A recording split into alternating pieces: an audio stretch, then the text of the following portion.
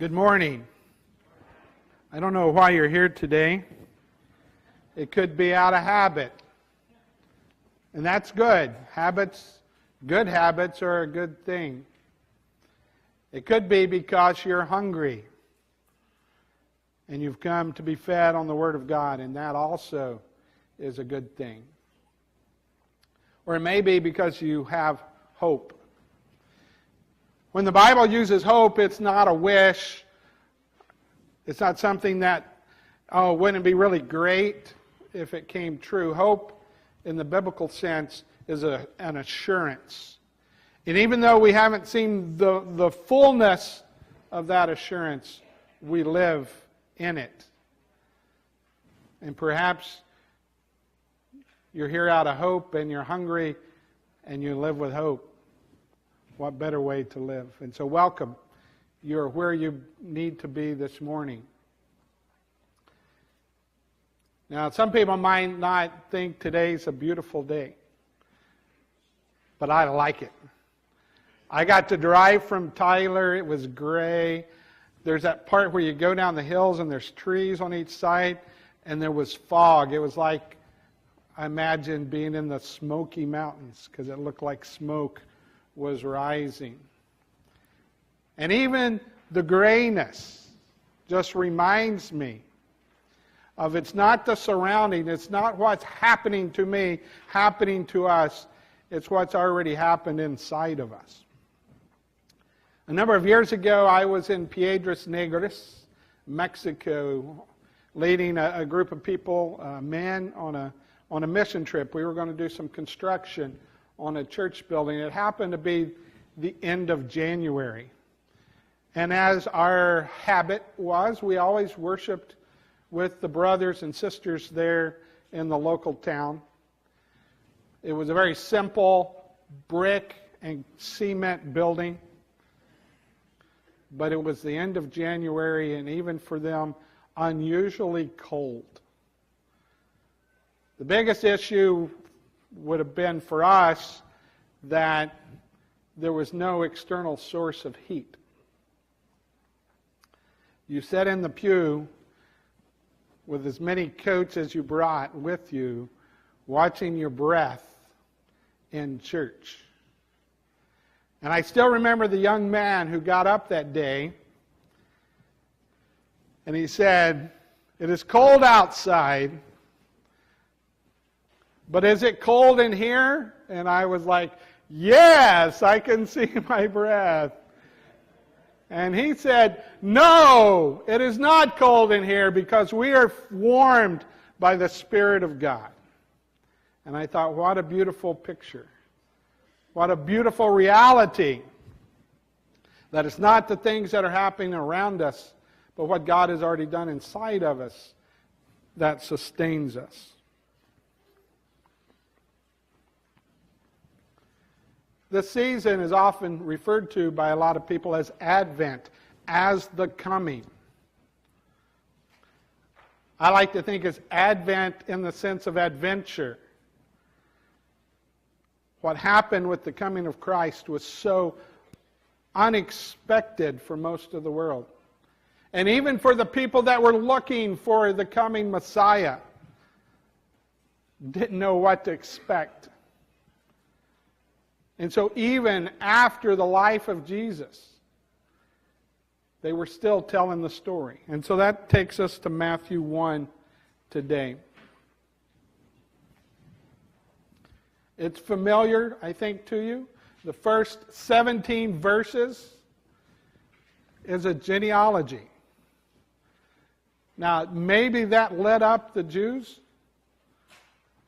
when they read that, but I know how most Americans, if I'm writing a book, I'm not starting with the genealogy, right? You may not make it through those 17 verses before you give up, but I think it had great meaning to them. If you look, Matthew also says there's 3 sets of 14 generations.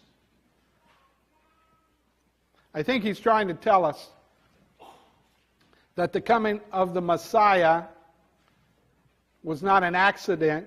It wasn't plan B. It wasn't God had to change in the middle because things weren't working out.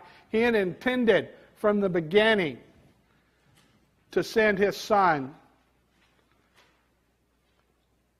for a variety of reasons. But one of the most powerful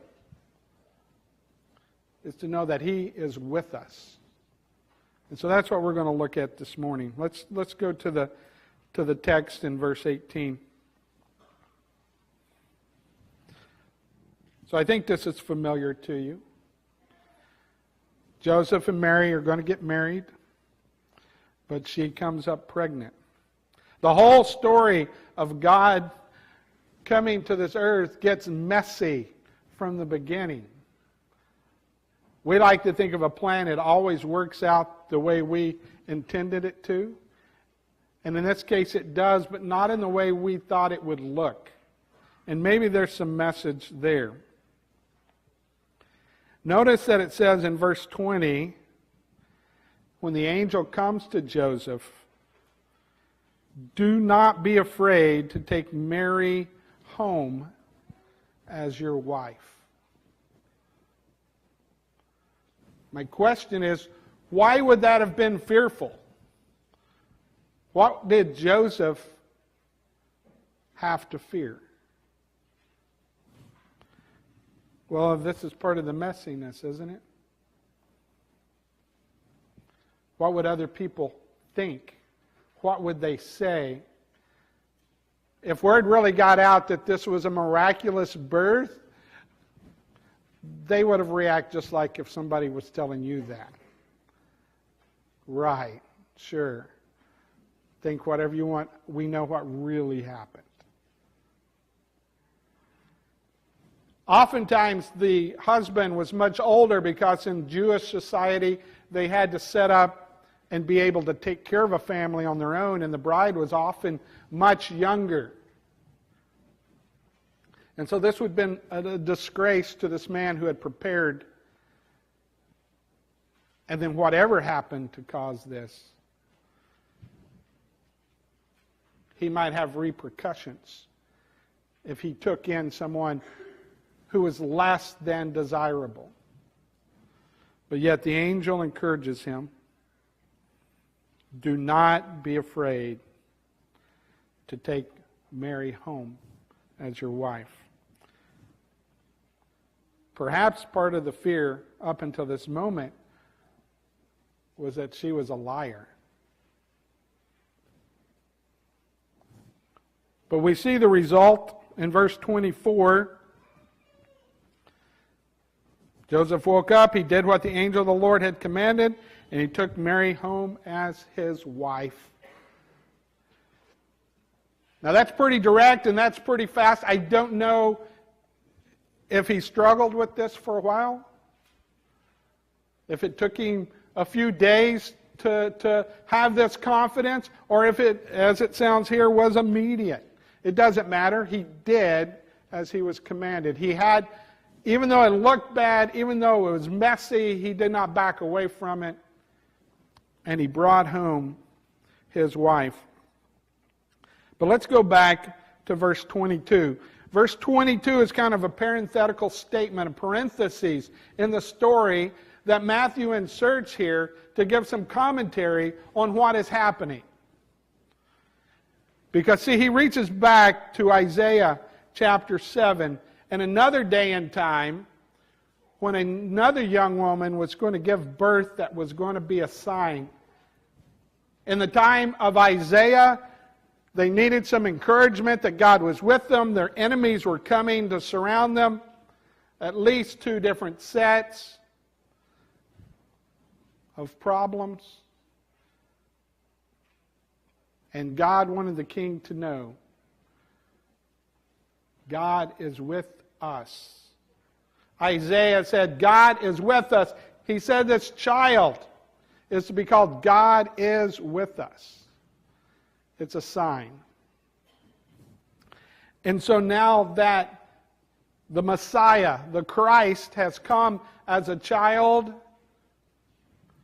Matthew says it is exactly that same kind of sign. In fact, as we know, looking back, it is the ultimate sign of God with us. Because not only did he send a child named Immanuel, he came himself.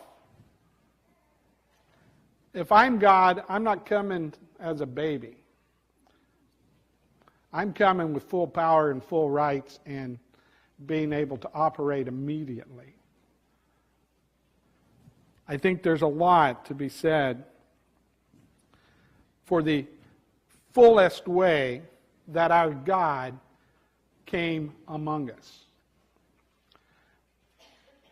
But the focus today is on God with us. The name of this child was, as we say it, Jesus. In the Hebrew, it would have been Joshua. Again, hearkening back to an earlier time, Joshua means God saves. And now the other name given by Matthew, Immanuel, God is with us. I think the message is clear. In the time of Isaiah, it's been 700 years, and he still wants his people to know, I am among you and I am with you. Because there are decisions that have to be made in faith that are scary and that are difficult. And we want to make a different, what appears to be easier decision. Something we can put our hands on and something we can trust. But see, that's why the hope is important. Not that we can see it, but we can know it. And that's what God with us tells us. But I think there's some mistakes that we can make with this idea. Sometimes when we hear God with us, we hear, what can God do for us? And I think there's three main areas there we get off track. Sometimes we think it's protection.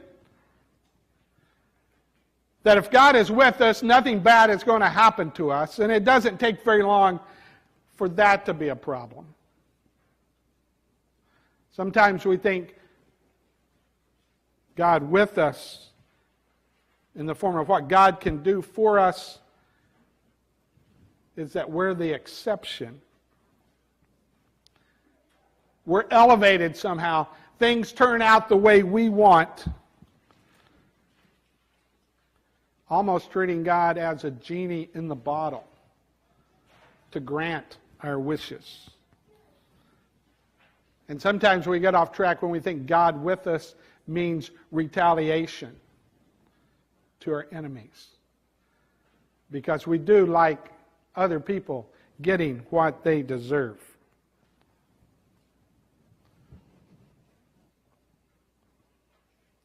I think all of those things take us the wrong way. So I want to offer something different this morning. I've been staying with the Whites a lot, and they've turned me onto a show called Madam Secretary. And it's about a Secretary of State.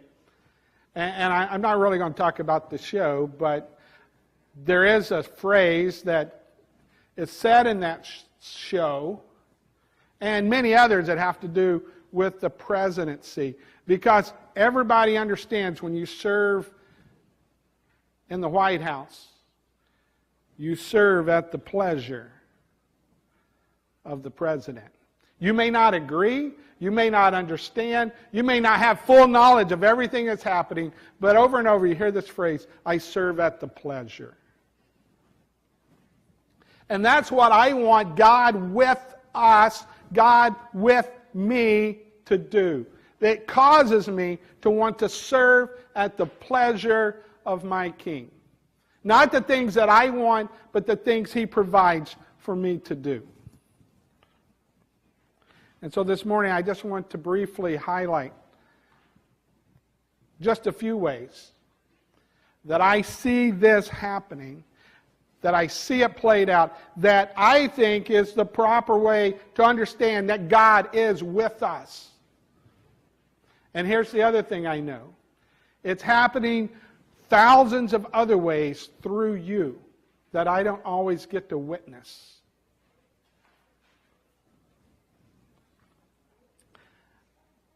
I think when God is with us, we form relationships with people that we have no other reason to be in relationship with.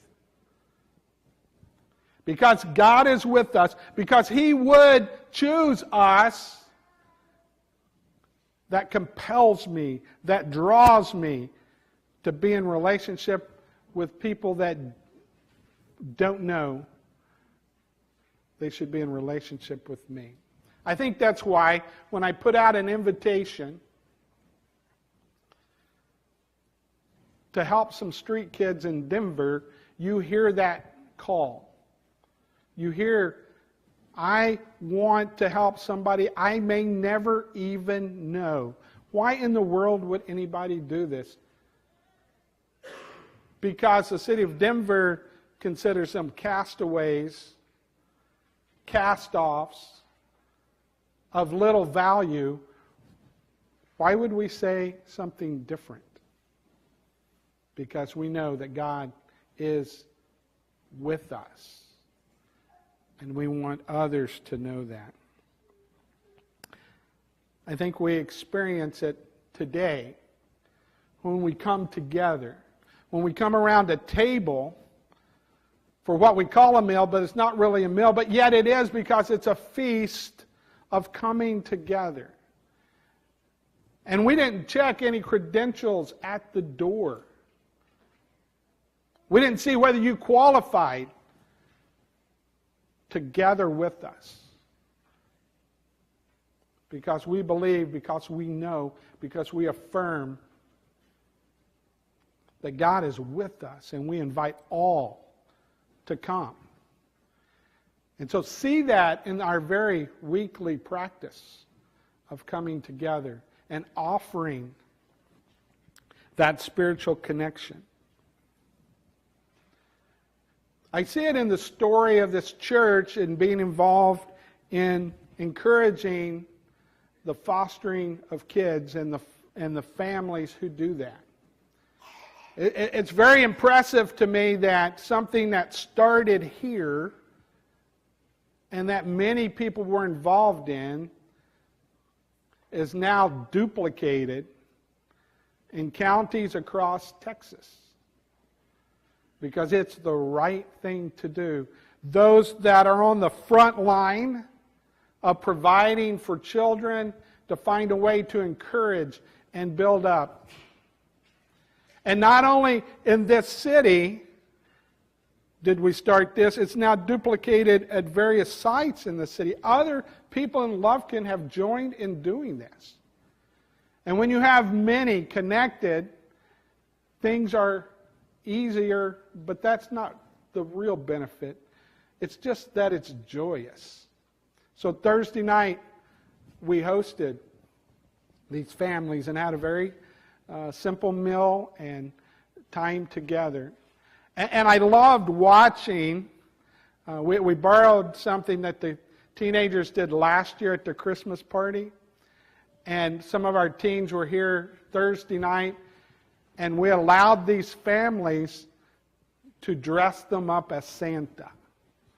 We gave each family some red and black crepe paper and some tape and some cotton balls. And I watched as our teenagers allowed themselves to be decorated as Santa. For what purpose? Well, to encourage and to communicate God is with us. We are connected. We have no other reason except we choose to share God. I see it when we adopt. And there's various ways to adopt. Some people adopt a child into their family. That's good. Sometimes a church says, this is our neighborhood. And they adopt the people around them. And that's as things should be. You know, one of the things I like about being here is that some of you have been here a long, long time. And I like that. Because you're not going anywhere else. This is the place. There could be fancier places. There could be things with more things. But this is our place.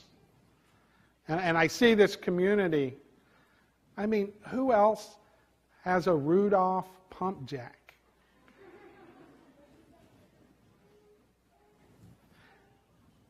We adopt the people around us as us because God is with us. And again, I see it played out in hundreds of ways. But my favorite so far was the festival at the skating rink. Very simple thing. Take some kids skating, let them dress up. And there were amazing things that happened. Like Captain America Sparkle Unicorn Rainbow. And you get to see the imagination of one of our children.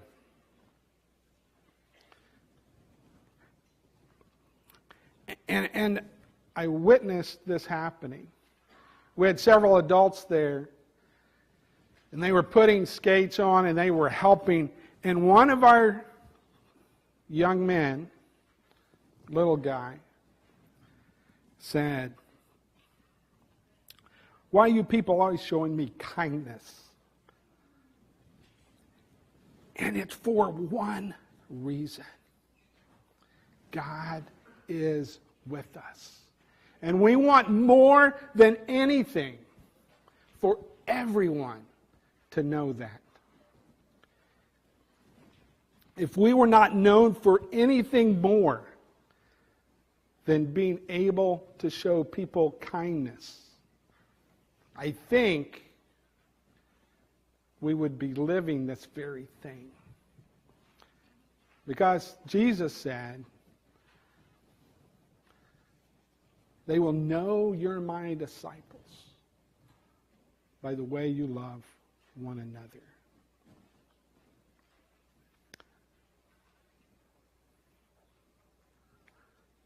I think we live this out every day. I think you all get it's not part-time, it's what we do. But during this time of year, it's often heightened that maybe we should be a little nicer to each other. I'm okay with that. I was checking out one time, and this lady kind of got there at the same time I did. You know, I could have run her over, but I didn't. And in fact, she stopped and said, "You go first. After all, it is the season." Well, I'm okay with that as long as that season is every day. And so that's my encouragement to me, to all of us this morning. Let's continue to live out. God is with us. And to form relationships with people we should have no other reason to be in relationship with. So that they may too know that God is with us. Not because it will keep bad things from happening, because it makes life clean and simple, but it will preserve us and hold us. It will give us the true protection, not from bad things, but protection in bad things. And I wish everyone to know that. So we offer an invitation today. If you have needs that this family can help with, we want those to be made known. I would like to see our invitation time not be just about down front.